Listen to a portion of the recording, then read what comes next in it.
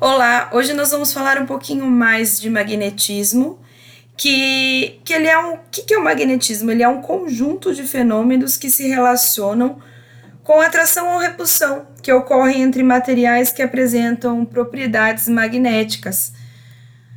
Aqui, como a gente vê, né, os ímãs eles se atraem, né, esse movimento de cargas elétricas que dá origem aos fenômenos magnéticos, eles, como nunca, se encontram parados. Os átomos produzem um campo magnético e essas partículas, prótons, nêutrons e elétrons dos átomos, possuem um campo magnético intrínseco, porém de origens diferentes.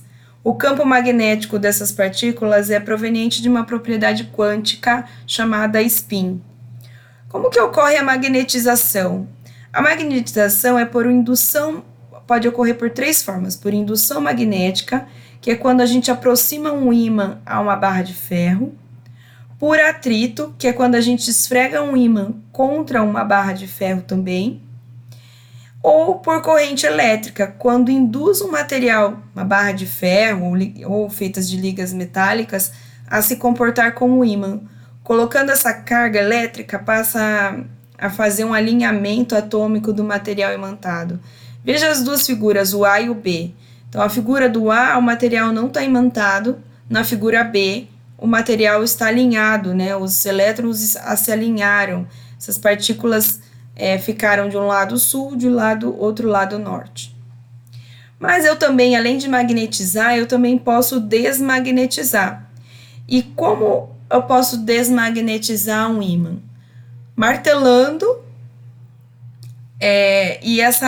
quando a gente martela, os átomos desalinham e perde essa força de atração. Eu também posso submeter ele a uma temperatura alta, um alto aquecimento, e essa produção de alto aquecimento acaba desmagnetizando, ou seja, tirando essa força de atração. Ou um campo magnético muito forte externo também pode desmagnetizar. A gente viu até eu até comentei, né, no episódio, na terceira temporada do Stranger Things, a gente verificou lá no episódio que os ímãs de geladeira caíam, né? Uma das personagens começou a perceber que tinha alguma coisa errada, foi procurar o professor, e o professor explicou que os ímãs podiam ser desmagnetizados também dessa forma. Um campo externo influenciando a desmagnetização. Os ímãs possuem algumas propriedades, e essas propriedades a gente pode citar alguma delas. Os ímãs, eles não atraem todos os metais, apenas ferro, níquel e cobalto, ou ligas metálicas que possuam esses metais. Então, por exemplo, o alumínio é um material que o ímã não se atrai. Ou melhor, o alumínio não é atraído pelo ímã, né? Os polos de mesmo nome, ou seja, sul e sul, norte e norte, não se atraem, né? Eles se repelem, e nomes diferentes, norte e sul, se atraem. Os polos norte e sul são inseparáveis, então se eu pegar um ímã e dividir ele no meio, o que acontece? Ele acaba também se tornando um ímã menor, então vai continuar alinhado norte e sul. Todo ímã, ao ser suspenso por seu centro de gravidade, orienta-se na direção geográfica norte-sul geográfico. É a partir dessa propriedade que a gente conseguiu construir a bússola. A bússola é um instrumento de orientação geográfica inventada pelos chineses no século I. Ela é constituída por uma agulha imantada que, apoiada sobre um eixo, ela fica girando livremente. Então, ela acaba se orientando pelo campo magnético da Terra. A Terra é formada por ferro e níquel derretido no seu interior. E aí, esse líquido que está dentro, ele acaba criando uma corrente de convecção.